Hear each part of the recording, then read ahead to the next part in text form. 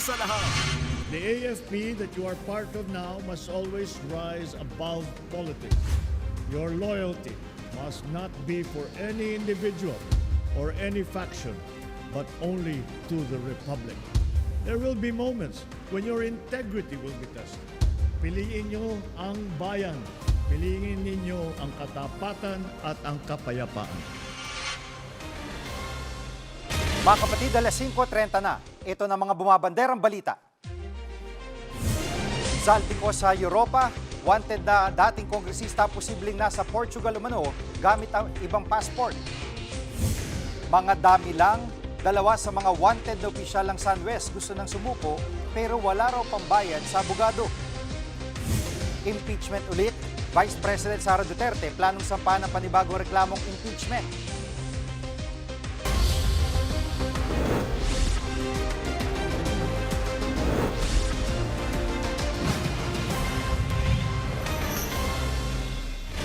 Wanted pa rin si Zaldico. Ayon kay DILG Secretary John Vic Remulla, posibleng nasa Portugal nagtatago ang dating kongresista.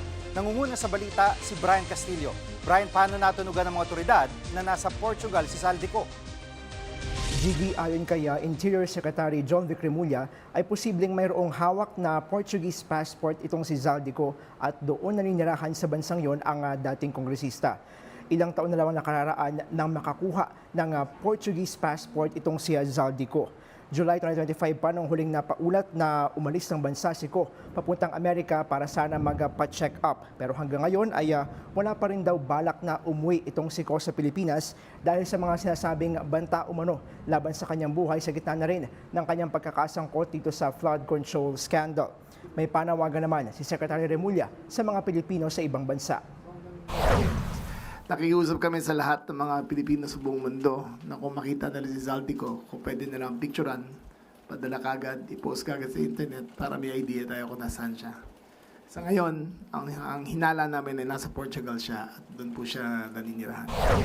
Gigi, ayon kay Secretary Remulla ay iniimbestigahan na nila kung meron di bang hawak na European Golden Visa itong si Zaldico. Maaaring magkaroon ng ganyang uri ng visa ang mga dayuhan kung sila ay naging investor o namuhunan doon sa rehiyon. Samantala, hanggang sa ngayon ay hinihintay pa rin yung hiling na red notice ng gobyerno mula sa Interpol laban niyan kay Zaldico. Sa ngayon kasi blue notice pa lang yung meron, sa visa niyan ay maaari lang siyang manmanan. Ang kinakailangan ay yung red notice para magkaroon na ng kapangyarihan ng mga Interpol member states na arestuhin din itong si Zaldico. Kung si Zaldico ay wala pang balak sumuko, dalawa naman sa mga opisyal ng SunWest ang nagbigay na ng surrender fillers o yung kahandaang sumuko sa mga otoridad.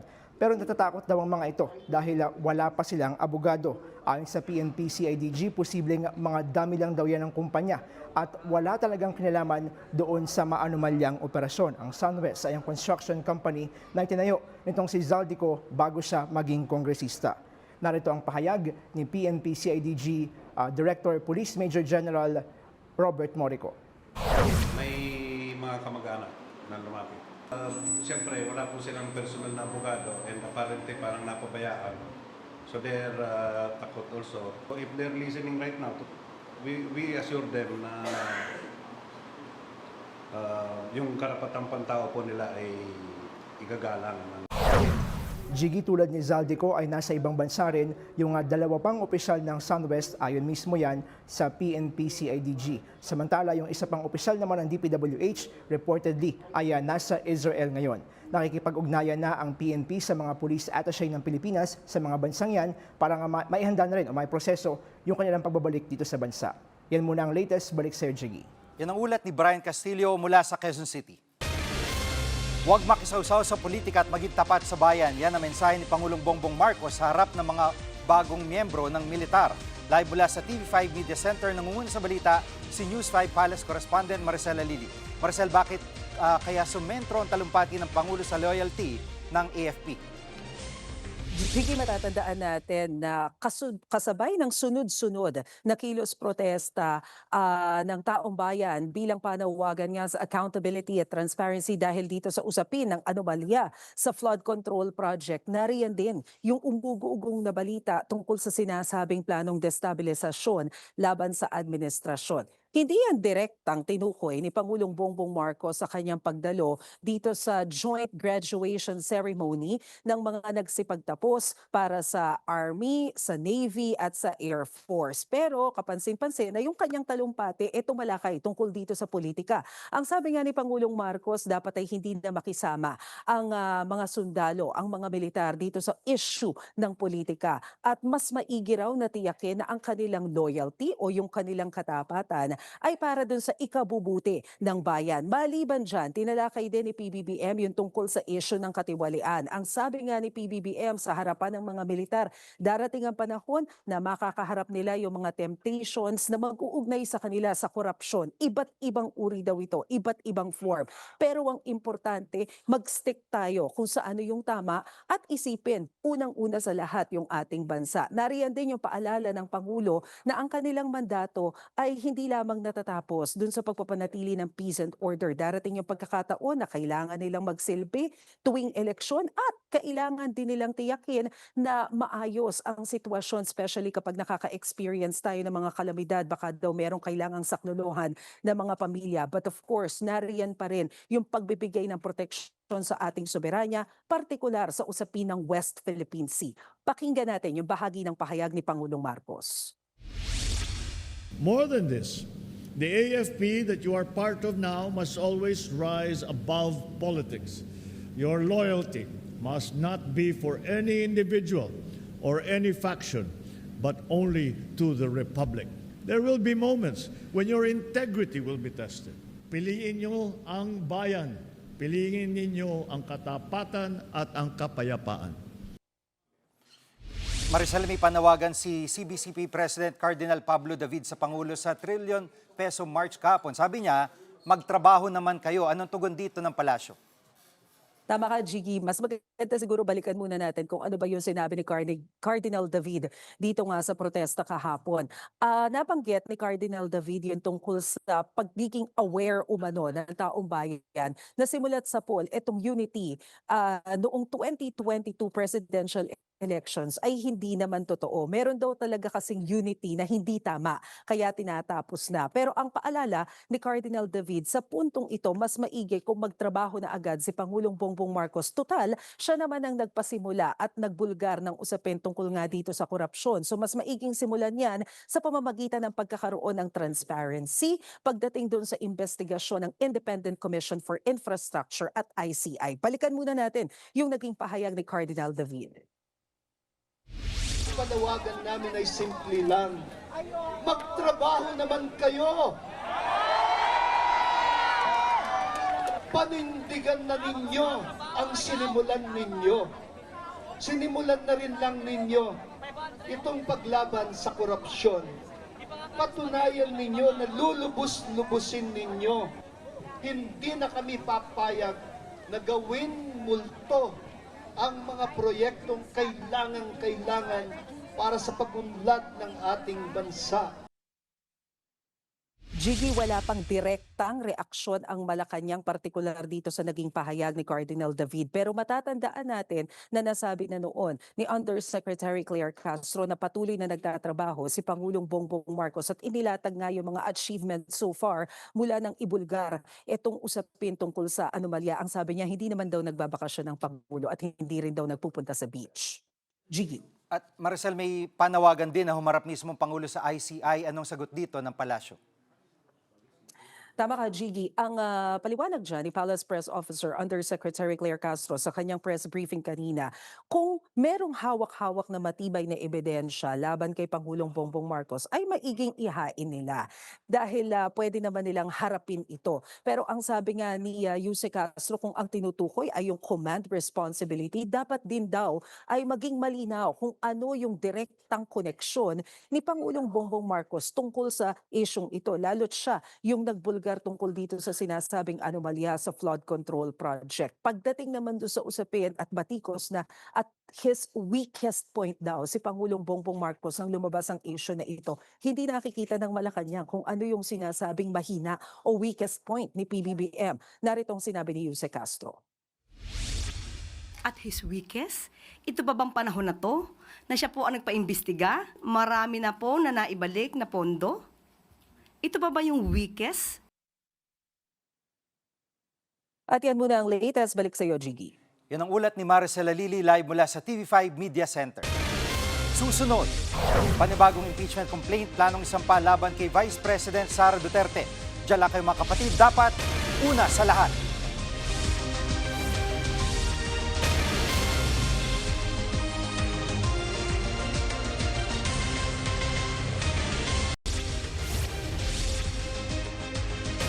May niluluto na namang panibagong impeachment complaint laban kay Vice President Sara Duterte. Live mula sa Batasang Pambansa, nangunguna sa balita si News 5 House Correspondent Marian Enriquez. Kapatid, kailan posibleng isampa itong panibagong impeachment complaint laban sa Vice? Jiggy, wala pang ang malinaw na detalye tungkol dito pero ayon sa grupong bayan, pinag-aaralan na nila yung paghahain muli ng panibagong impeachment complaint laban kay Vice President Sara Duterte sa Pebrero sa susunod na taon. Hinihintay na lang nila na matapos yung one-year impeachment bar sa February 5, 2026. Sa ilalim po kasi ng one-year bar rule, hindi pwedeng magsampa ng impeachment complaint laban sa parehong opisyal sa loob ng isang taon. Pinag-aaralan din daw ng bayan yung magiging strategy nila sa panibagong impeachment complaint. Lalo't idineklara nga unconstitutional ng Korte Suprema yung naunang reklamo at hinihintay pa nila ang desisyon sa kanilang apela. Pakinggan natin itong pahayag ni Bayan Chairperson Teddy Casino. Kasi bitin yung nangyari, hindi natuloy sa trial. Pinag-aaralan kasi namin ano yung naging implications nitong Supreme Court ruling. As you know, maraming dinagdag na mga conditions ang Supreme Court. Medyo mas mahirap na ngayon mag-file ng impeachment. At Marian, may reaksyon na ba ang kampo ni VP Sara dito? Jiggy, sinusubukan pa nga nating kunan ng pahayag ang Vice Presidente pero sa anniversary celebration ng Office of the Vice President noong isang buwan, sinabi nga niyang hinihintay na lang daw niya na ipakulong siya ng administrasyon. Makailang beses din niyang sinabi noon na itong ang pagpapatanggal sa kanya sa pwesto ay may kinalaman sa 2028 elections. Jiggy. At Marian, yung isa pang linggo maugong na magpapalit ng liderato dyan sa Kamara, gaano ito katotoo?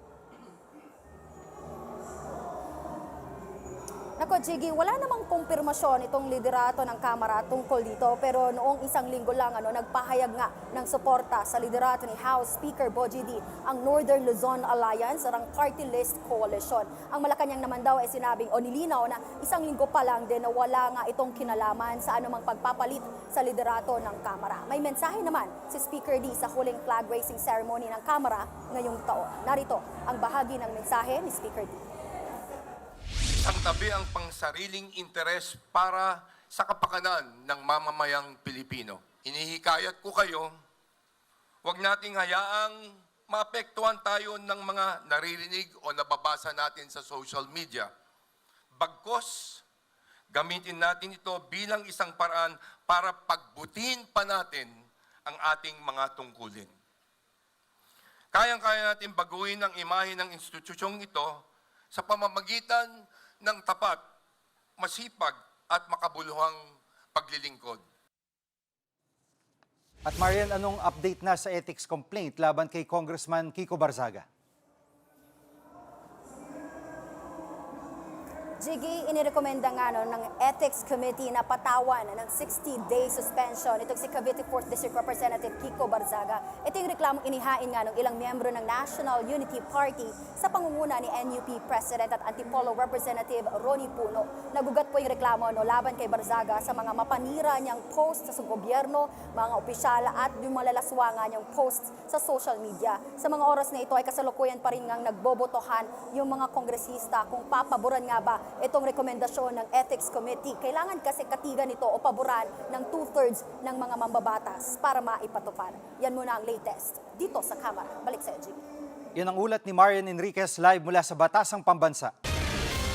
Gustong pabilisin ng Independent Commission for Infrastructure o ICI ang pagbawi sa mga nakaw na yaman sa flood control scam. Live mula sa TV5 Media Center, nangunguna sa balita si Gerard de la Peña. Gerard, paano yan gagawin ng ICI? Jiggy, plano nga ng Asset Recovery Technical Working Group ng ICI na gumawa na ng isang database o itong isang dashboard kung saan maaari na makita ng mga miyembro nitong grupong ito yung mga kasong naisampa na, yung mga kasong dapat pang isampa at yung mga assets na maaari pa nilang mabawi. 19 na ahensya ang magtutulong-tulungan para rito, kasama dyan ang Anti-Money Laundering Council, ang AFP, PNP, BIR, Bureau of Customs at marami pang iba. Itinalaga namang chairman ng Technical Working Group si Cybercrime Investigation Coordinating Council Head Attorney Aboy Paraiso. Pakinggan natin ang kanyang pahayag at ang pahayag ni Rogelio Singson, ang commissioner ng ICI. We heard in yesterday's 1 trillion rally, the demand is still very strong for people who are involved to they'd like to see them in jail. And that's why this TWG is a very important mechanism to address the non-legal aspect of what we can do as agencies. Present na rin kanina yung I think the dashboard for the coordination of the members. So dito na rin ho papasok sa dashboard yung mga request for documentation para mapabilis both the assets recovery, part of the TWG and the case build-up. Jiggy, umabot naman sa 11.7 billion yung halaga ng mga assets na na-freeze na ng Anti-Money Laundering Council. May freeze order na rin para doon sa 3 eroplanong hawak ng kumpanyang pag-aari ni Zaldico. May coordination na rin daw ngayon ng Civil Aviation Authority of the Philippines o CAAP sa mga pamahalaan ng Singapore at Malaysia para sa pagpapabalik sa Pilipinas ng 3 air assets na ito. Jiggy. At yung ibang sasakyan ng mga Diskaya, meron na bang ikalawang auction para dito? Jiggy, yung pangalawang auction sa Bureau of Customs ay gagawin ngayong December 5 o ngayong Biyernes na. At binaba na nga yung presyo nitong mga sasakyan na ito. 4 pa yung natitirang kailangang ibenta. At dahil nga binaba na yung presyo nito mula dun sa dati nilang target na 100 million na sales mula dito sa 7 sasakyan na ito, ay binaba na ito sa 50 million pesos. Matandaan natin noong November 20 ay umabot sa 38.2 million pesos yung halaga ng mga sasakyang na ibenta dito sa auction na ito. Kung hindi pa rin magtatagumpay itong pangalawang auction na ito, pwede na raw pumasok sa direct offer o negotiated sale ang Bureau of Customs. Jiggy. Yan ang ulat ni Gerard de la Peña live mula sa TV5 Media Center. Susunod, sa dokumentado mga residente sa isang barangay nagtitiis sa nilulumot na baha. Diyan lang kayong mga kapatid, una sa lahat.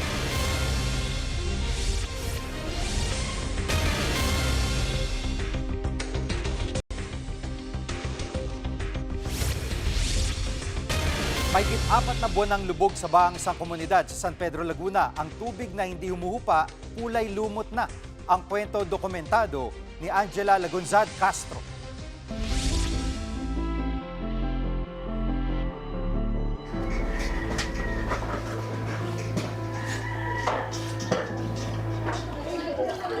Dito sa Barangay San Roque, hindi pa humuhupa ang baha simula Hulyo. Pinasok na nga ng tubig ang mga bahay dito. Ang pangamba naman ng mga residente ay ang sakit na maaari nilang makuha mula dito sa tubig na may pinaghalong lumot at water lily na pinamumugaran na rin ng lamok at iba't ibang insekto.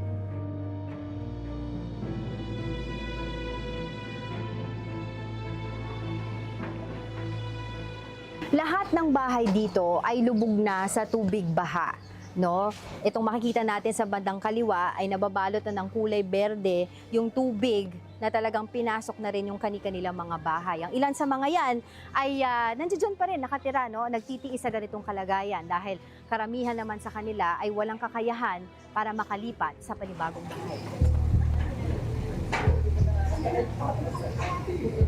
Kung titignan natin, sa bandang kanan ko, no, sabi nila, ang lalim ng tubig dito ay hanggang tuhod. Pero kung kayo ay pupunta pa dun sa dulo, ang sabi nila, aabot na ang tubig hanggang dibdib. Pagdating naman sa amoy, no, ng lugar na ito, medyo masangsang na po siya, hindi na po kaaya-aya yung amoy niya. At yun na nga, tulad ng aking nabanggit kanina, ay pinaghalong water lily at lumot, no? So medyo madulas na po yung tubig dito, kaya doble ingat din yung mga residente. So ito po yung bahay namin. si Princess Manguera. Nakikitiraman sa bahay ng biyanan, araw-araw pa rin tinatambayan ang nalubog na bahay. Nakakainis kasi nga sobrang hassle, tapos yun nga, work from home din kasi ako. So yung ibang clients ko, limitado lang po yun na i-offer ko ngayon dahil syempre limited lang din po yung sources dun. Hindi katulad dito sa bahay. Iaano ko lahat, ma-execute ko lahat. Kaso doon, hindi. So, ibig sabihin, hindi mo madala yung trabaho mo doon? May mga nagkakasakit na ba ng mga kapitbahay, mga residente dito dahil dito sa stagnant na tubig ba? Sa ngayon ho, noong nakaraan, parang may narinig po ako na dengue, pero sa mga bata, hindi ko lang po sure. Pero ang alam ko pong uso ngayon ay ubo at sipon. Dinulog nyo na ba sa lokal na pamahalaan yung ganitong sitwasyon ninyo? Ang alam ko po na idulog naman na ho, pero sa nakikita ko wala pa pong action na nangyayari. Oo. Hindi ko nakaka-sure kung magtitiwala pa po ba ako sa gobyerno or hindi na eh. Kasi, di ba parang in a way of voting, nagtiwala kami na mabibigyan or matutupad lahat yung mga pinangako nila sa amin. Pero makikita mo, eto kami ngayon, nasa baha, habang sila nagpapakasasa at nagtuturoan kung sino ba dapat ang managot dito sa ganitong sitwasyon na flood control. Nakakaiyak. Parang, paano yun? Paano yung mga nasa laylayan mismo ng lipunan na walang kakayahan, na lumipat, nagtitiis na lang sa baha. Pilipinas na lubog na sa utang, lubog pa sa baha. Dito lamang sa lugar nila Princess, 25 na kabahayan ang apektado ng tubig baha na nagkulay matcha na sa tagal na tenga ng tubig. Ganito ang realidad ng maraming barangay sa Pilipinas. Ang baha, hindi lamang tubig ang dala. Ito ay kwento rin ng pangamba, pagtitiis at araw-araw na pakikibaka. Kailan nga ba tuluyang masusolusyonan? Angela Lagunsad Castro, mukha ng maliliit, isyong malalaki, dokumentado.